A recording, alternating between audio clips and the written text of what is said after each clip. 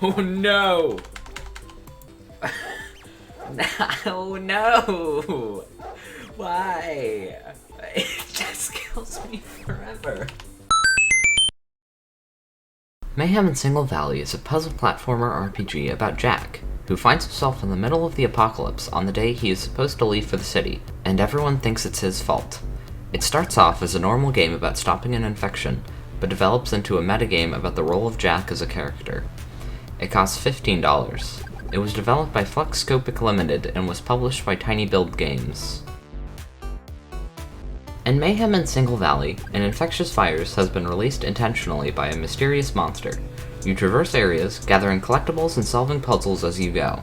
There are also lots of infected baddies along the way. You do not have a way of killing them, so your only option is to cure them or avoid them. As the name implies, the location for the game is Single Valley. Throughout Single Valley, you will encounter many different areas such as a laboratory, a school, and a mansion. The story starts off simple, but greatly expands as Jack discovers his true role in Single Valley. The puzzles are good. They had a nice challenge to the game without taking the mayhem out of Single Valley. In Mayhem in Single Valley, you find flawed clones of yourself in danger. These clones reward you with duct tape that you can use to upgrade your shoes, backpack, defense, or slingshot. This encourages you to take your time in the game to find and save these clones. The game also has tapes for you to collect that can be played at any time. You choose the music for your adventure.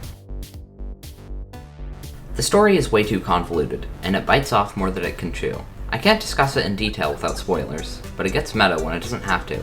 And there's an area all about Jack's clones that I would consider to be the darkest part of the game, but Jack simply climbs out of the area and the tone immediately shifts back to normal. There are characters that are introduced that seem important, but are not shown at all after you're done with that part of the game. This results in an ending that does not do the game justice. It would have been better if the story stuck to the normal, Jack tries to stop the infection and clear his name story that was set at the beginning. The enemies do not block things, and they are not faster than Jack, so all you need to do is roll around to avoid them. Most of the time the enemies are just a nuisance, and are not part of the puzzles. Usually the only time you actually have to think about how to get past them is when there are dozens of them, or it is a specific point in the story. The game teaches you a good mechanic of distracting enemies with food in the beginning of the game, but it never expands on this mechanic and is rarely used.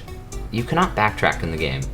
It wouldn't take much change for the entire game to be open world, but it just doesn't do this. I would love to go back into the valley and save all the clones, get all the tapes, collect everything, and upgrade all of my gear to maximum, but I have to do all of that on my first run. The most difficult part of this review is that I'm afraid that the reason I didn't have much fun with this game is because this game isn't for everyone. So, if you enjoy RPGs and puzzle platformers, are okay with meta stuff, and have $15 to spare, then this game might be for you. In conclusion, this one was a difficult one for me to grade. I didn't personally have fun with it, but like I said, it might be for you. Mayhem in Single Valley gets a silver Prezi.